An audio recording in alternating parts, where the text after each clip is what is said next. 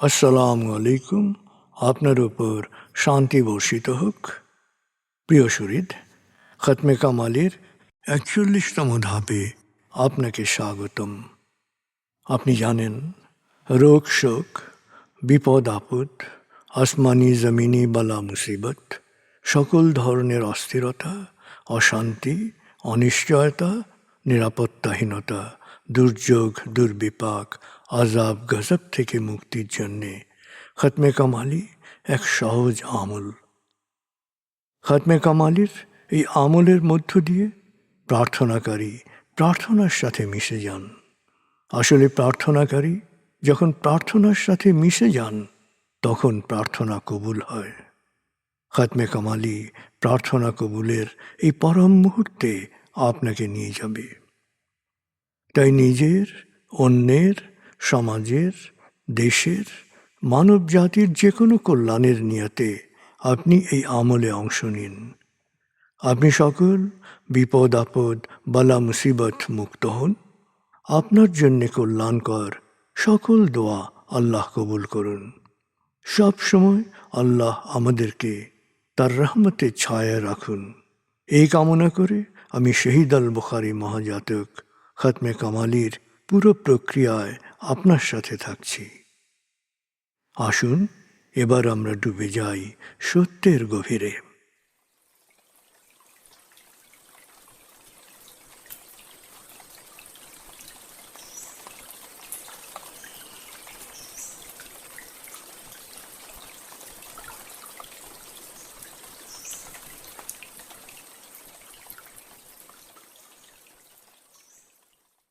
হে আল্লাহ, বিতাড়িত শয়তান থেকে আমি তোমার আশ্রয় প্রার্থনা করছি। দয়াময় মেহেরবান আল্লাহর নামে। আয়াতুল মুলক। হে আল্লাহ, সকল ক্ষমতার মালিক, তুমি যাকে ইচ্ছা ক্ষমতা দান করো, যাকে ইচ্ছা ক্ষমতাচ্যুত করো, যাকে ইচ্ছা সম্মানিত করো, যাকে ইচ্ছা অপমানিত করো। তুমি সর্বশক্তিমান, সকল কল্যাণ ও মঙ্গলের আধার। তুমি দিনকে ছোট করে বড় করো রাত, আবার রাতকে ছোট করে বড় করো দিন। তুমি প্রাণহীনে দাও প্রাণ, আর প্রাণবন্তকে করো প্রাণহীন। তুমি যাকে চাও বেহিসাব রিজিক দান করো। সূরা আলে ইমরান আয়াত ২৬-২৭। আয়াতুল কুরসি। আল্লাহ ছাড়া কোনো উপাস্য নেই। তিনি শাশ্বত, চিরঞ্জীব, বিশ্ব প্রকৃতির সর্বসত্তার ধারক।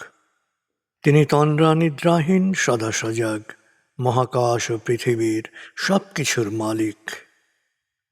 তার সদয় অনুমতি ছাড়া তার কাছে সুপারিশ করার সাধ্য কারো নেই। দৃশ্যমান বা দৃশ্য, অতীত বা ভবিষ্যৎ, সৃষ্টির সব কিছুই তিনি জানেন। তিনি যতটুকু জানাবেন, এর বাইরে তার জ্ঞানের সীমানা সম্পর্কে ধারণা করা কারো পক্ষেই সম্ভব নয়। তার আসন, তার কর্তৃত্ব পৃথিবী ও নভমণ্ডলের সর্বত্র বিস্তৃত, আর তার সংরক্ষণে তিনি অক্লান্ত। তিনি সর্বোচ্চ, সুমহান। সূরা বাকারা আয়াত ২৫৫।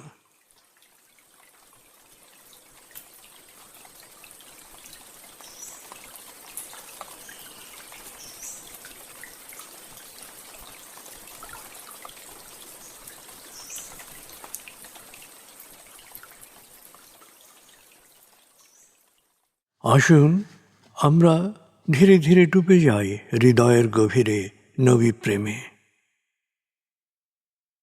বলগল উলা বিকমালিহি, কশফত দুজা বিজমালিহি, হসনত জমিও খিসালিহি, সল্লু আলাইহি ওয়ালিহি। بلغ العلا بكماله كشف الدجى بجماله حسنت جميع خصاله صلوا عليه وآله بلغ العلا بكماله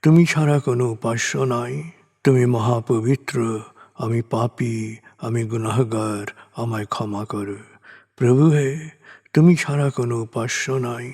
তুমি মহাপবিত্র, আমি পাপী, আমি গুনাহগার, আমায় ক্ষমা করো।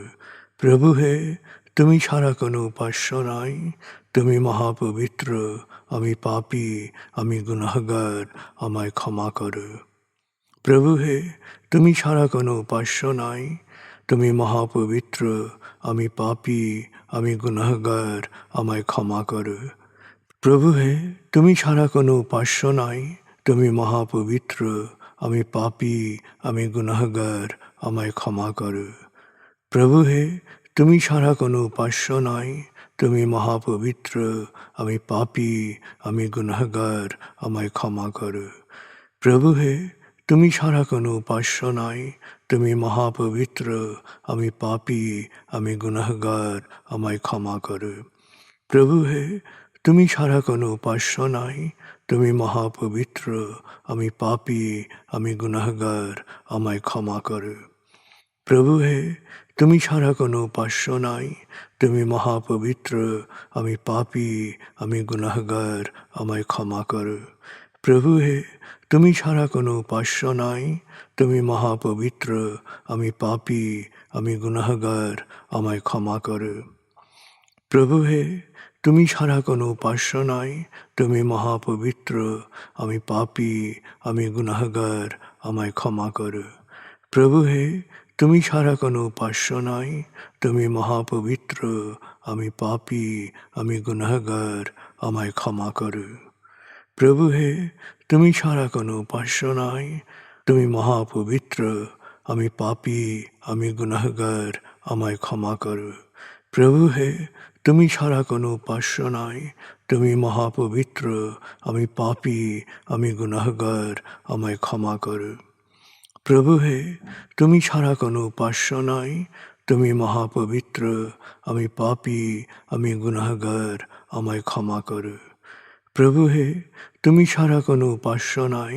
তুমি মহাপবিত্র, আমি পাপী, আমি গুনাহগার, আমায় ক্ষমা করো। প্রভু হে, তুমি ছাড়া কোনো উপাস্য নাই। তুমি মহাপবিত্র, আমি পাপী, আমি গুনাহগার, আমায় ক্ষমা করো।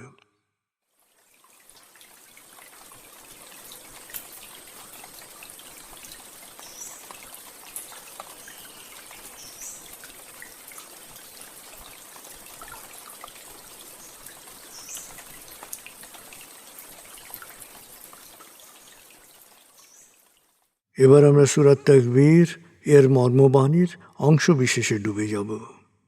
তারপর ডুবে যাব আজকের জন্য নির্ধারিত সূরার তেলাওয়াত ও মর্মবাণীতে।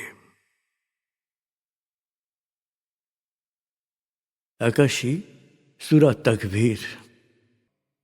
দয়াময় মেহেরবান আল্লাহর নামে। যখন সূর্য অন্ধকারে ঢেকে যাবে, যখন তারকারাজি নিজেদের আলো হারাবে, যখন পর্বতমালা মরীচিকার ন্যায় উধাও হবে, যখন পূর্ণ গর্ভবতী উটনী পরিত্যক্ত হবে, যখন সকল বন্য পশুকে একত্র করা হবে, যখন সমুদ্রের জলরাশি স্ফীত হবে, যখন দেহে আবার আত্মা সংযুক্ত হবে, যখন জীবন্ত কবর দেয়া শিশুকন্যাকে জিজ্ঞেস করা হবে কি অপরাধে তাকে হত্যা করা হয়েছিল, যখন প্রত্যেকের আমলনামা দেখানো হবে, যখন আকাশের আবরণ সরানো হবে, যখন জাহান্নামের আগুন গনগনে লাল করা হবে, যখন জান্নাতকে দৃশ্যমান করা হবে, সেদিন প্রত্যেকেই জানতে পারবে কি পরিণতির জন্যে সে নিজেকে প্রস্তুত করেছে, বুঝতে পারবে কি করা উচিত ছিল আর কি করা উচিত হয়নি। সাক্ষী আবর্তনশীল নক্ষত্র, কক্ষপথে দৃশ্যমান গ্রহসমূহ যা এক সময় অদৃশ্য হয়, সাক্ষী রাতের অবসান মুহূর্ত এবং প্রভাতের আগমনকাল। নিশ্চয়ই এই কোরআন আরশের সার্বভৌম অধিপতির নিকট উচ্চ মর্যাদা সম্পন্ন সম্মানিত রসুলের মুখ নিঃসৃত, যার কথা অবশ্যই বিশ্বাসযোগ্য ও মানা উচিত।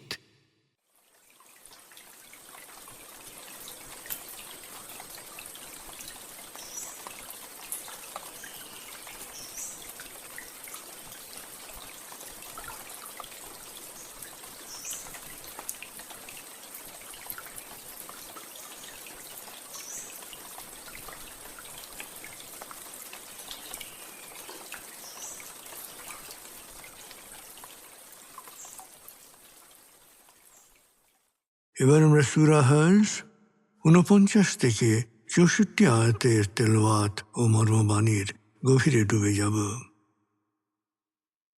22 সূরা হজ। বিসমিল্লাহির রহমানির রহিম। قل يا أيها الناس إنما أنا لكم نذير مبين فالذين آمنوا وعملوا الصالحات لهم مغفرة ورزق كريم والذين سعوا في آياتنا معاجزين أولئك أصحاب الجحيم وما أرسلنا من قبلك من رسول ولا نبي إلا إذا تمنى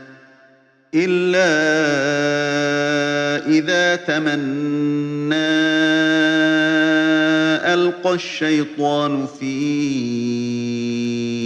أمنيته فينسخ الله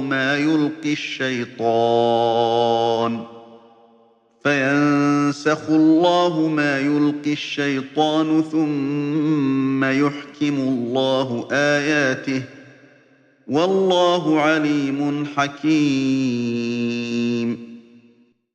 ليجعل ما يلقي الشيطان فتنة للذين في قلوبهم مرض والقاسية قلوبهم وإن الظالمين لفي شقاق بعيد وليعلم الذين أوتوا العلم أنه الحق من ربك فيؤمنوا به فتخبت له قلوبهم وإن الله لهادي الذين آمنوا إلى صراط مستقيم ولا يزال الذين كفروا في مرية منه حتى تأتيهم الساعة بغتة أو يأتيهم عذاب يوم عقيم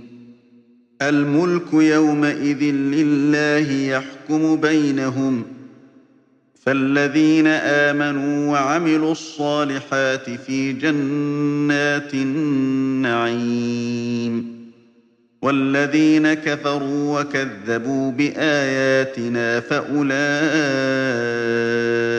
لهم عذاب مهين والذين هاجروا في سبيل الله ثم قتلوا أو ماتوا ليرزقنهم الله رزقا حسنا وإن الله لهو خير الرازقين ليدخلنهم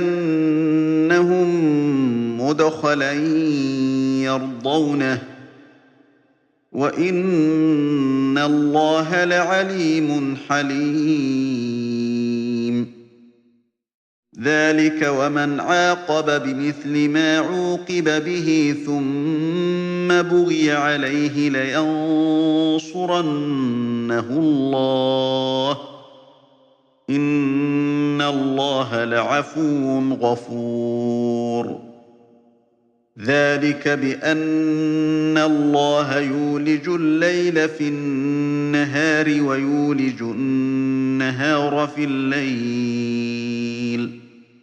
ويولج النهار في الليل وأن الله سميع بصير ذلك بأن الله هو الحق وأن ما يدعون من دونه هو الباطل وأن الله هو العلي الكبير ألم تر أن الله أنزل من السماء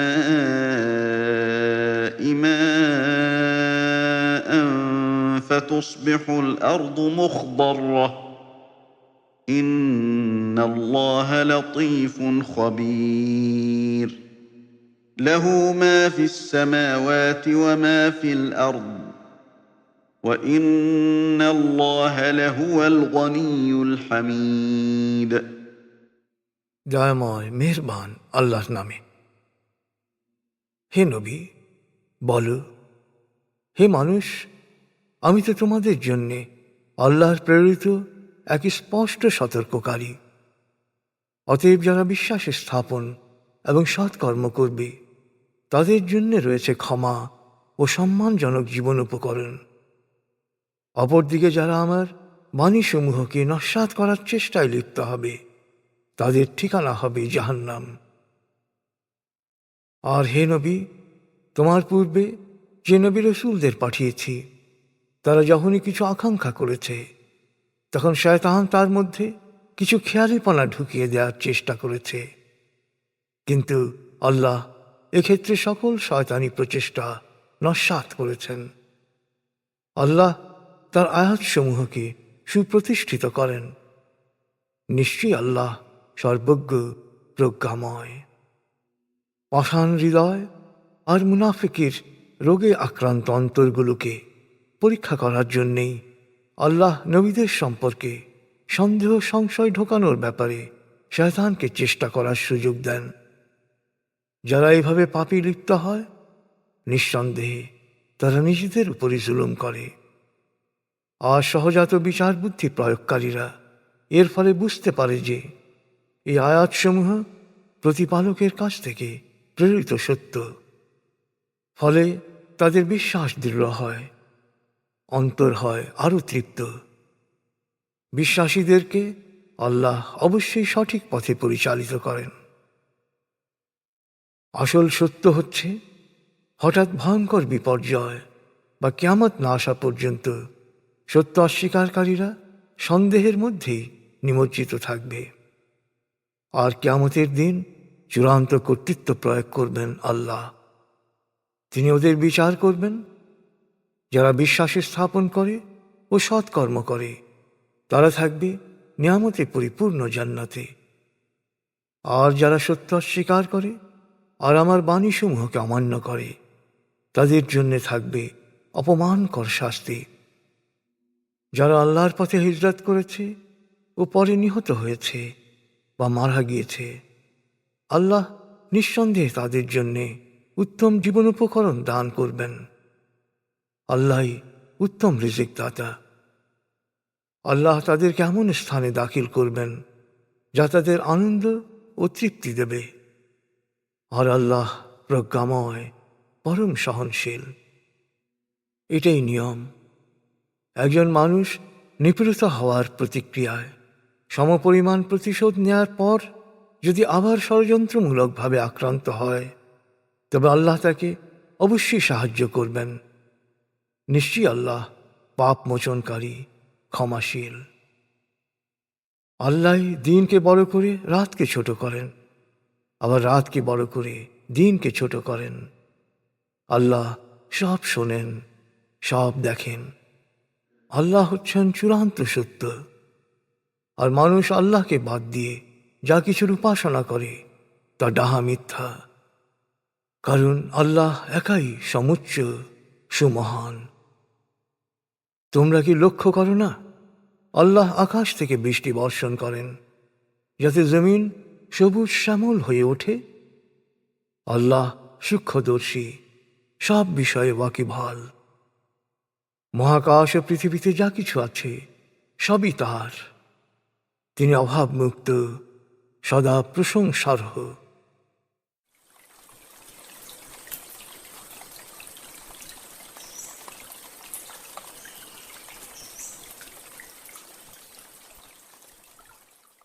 আপনি এতক্ষণ মর্মবাণীর গভীরে ডুবেছিলেন। এবার আপনার মনে মর্মবাণীর যে বিষয়গুলো দাগ কেটেছে সেই বিষয়গুলোর ভাবনায় ডুবে যান।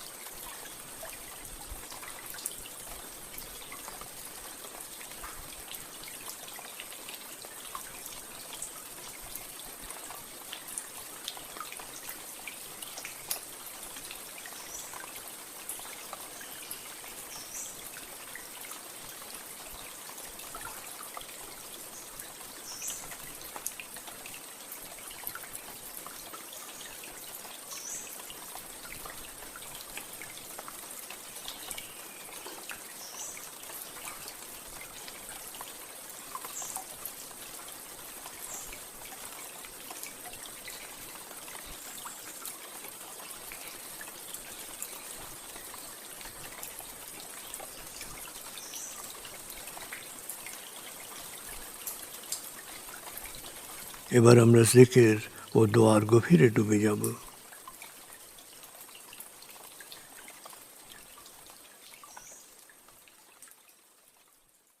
এবার হালকাভাবে চোখ বন্ধ করুন, লম্বা দম নিন, নাক দিয়ে দম নিন, আস্তে আস্তে মুখ দিয়ে দম ছাড়ুন। দম নেবেন পেটে, ছাড়বেন মুখ দিয়ে। দম নেওয়ার চেয়ে দম ছাড়তে সামান্য বেশি সময় নিন।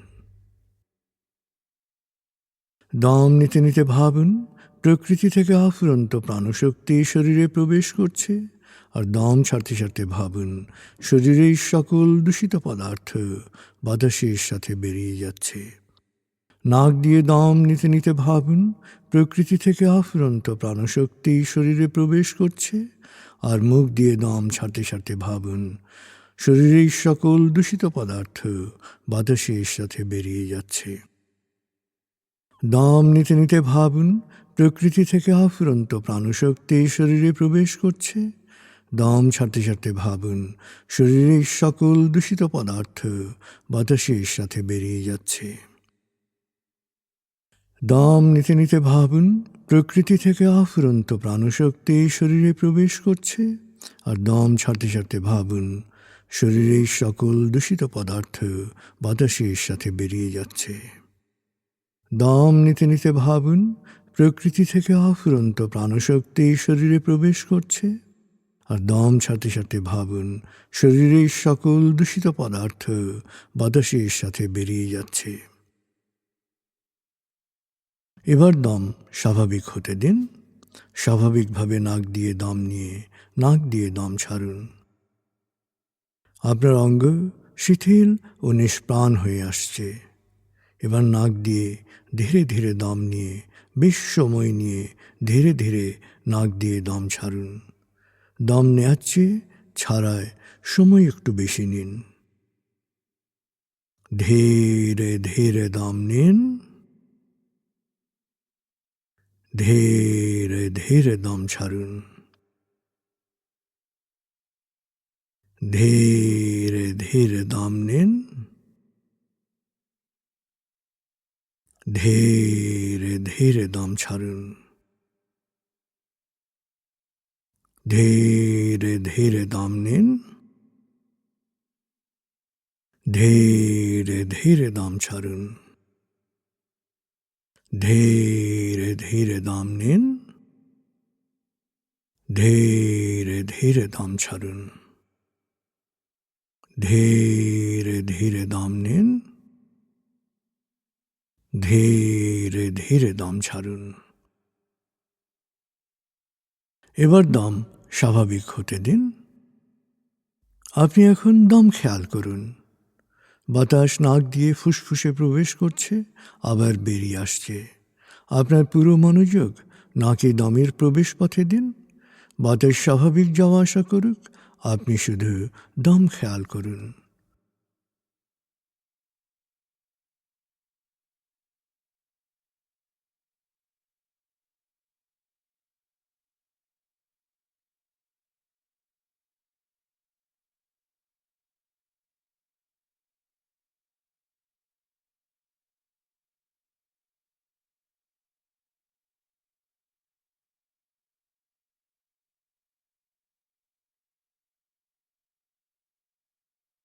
অনুভব করুন আপনার শরীর ভারী লাগতে শুরু করেছে। আরাম, আরাম, আরাম। অনুভব করুন শীতলতা স্রোতের মতো, বরফ গলা পানির মতো আপনার মাথা থেকে শরীর বেয়ে নিচের দিকে নেমে যাচ্ছে।